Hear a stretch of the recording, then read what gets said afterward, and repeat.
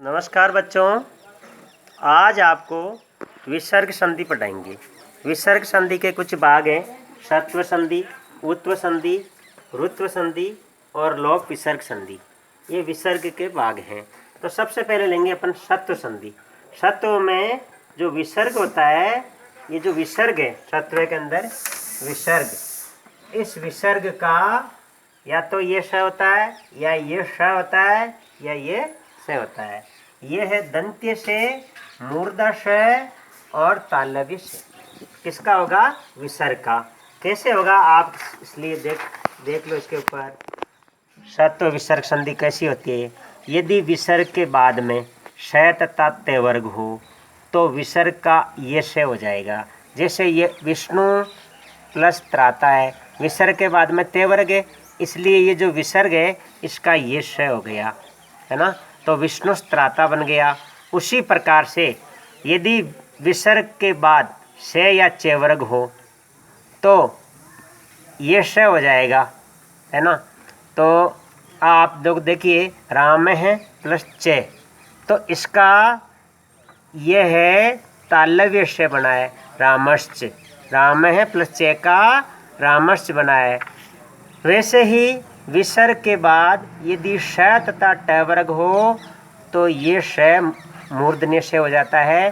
जैसे धनु प्लस टंकार, यहाँ पर विसर्ग के बाद में ट वर्ग है, इसलिए यहाँ श मूर्धन्य षटकोण वाला हो गया, धनुष टंकार। तो ये हुआ सत्व विसर्ग संधि हुई। अब अगली संधि है उत्व संधि। उत्व संधि में बच्चों ए के बाद जो विसर्ग होता है, ए के बाद जो विसर्ग होता है, उस विसर्ग का वैसे तो उ हो जाता है, लेकिन उ का गुण होकर के ओ हो जाता है, यानी ओ की मात्रा हो जाएगी। आप लोग देखिए उदाहरण से, आप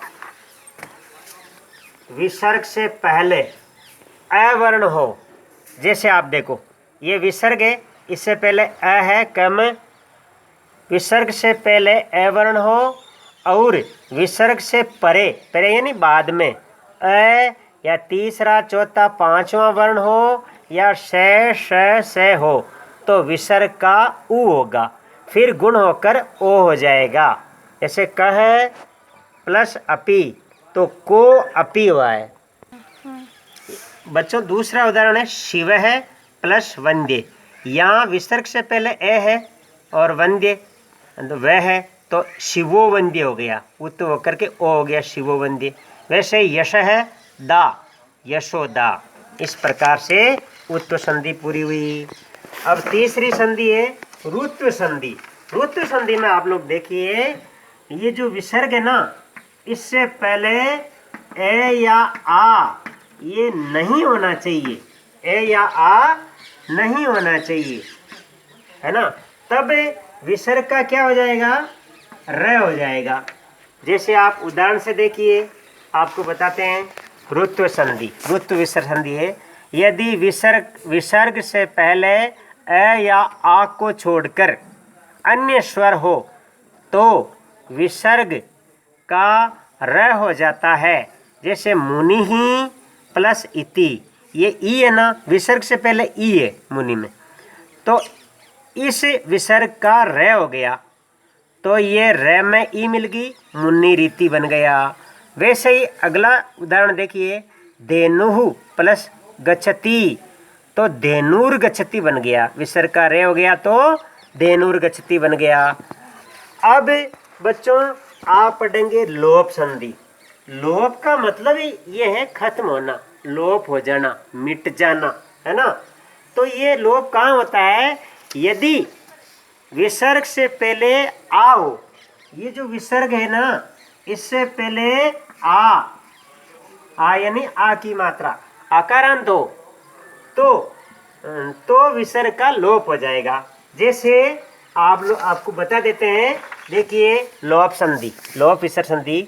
यदि विसर्ग से पहले आ हो और विसर्ग से परे विसर्ग के बाद में अस वर्ण हो तो विसर्ग का लोप हो जाता है। जैसे बालाहा प्लस अत्र, यहाँ पर विसर्ग से पहले देखो आकारांत है, तो इसलिए विसर्ग का क्या हो जाएगा, लोप हो जाएगा। यहाँ देखो विसर्ग है ही नहीं, लोप कर दिया, बाला अत्र बना है। वैसे ही ताहा गच्छन्ति, तो यहाँ पर भी विसर्ग का आकारांत है, इसलिए लोप हो गया, ता गच्छन्ति बन गया। एक उदाहरण अन्य है, देखिए, यदि एक रोरी सूत्र है, रे के बाद में रे हो, रे के बाद में रे, देखो ये हलंत रे के बाद में रे, ये रे किससे बना है, विसर्ग से बना है।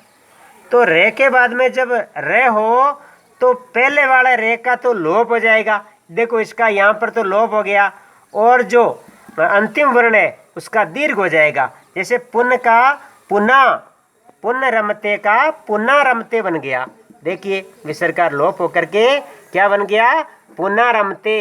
ये भी लोप संधि का उदाहरण है। ठीक है, आज धन्यवाद, इतना ही पढ़ेंगे।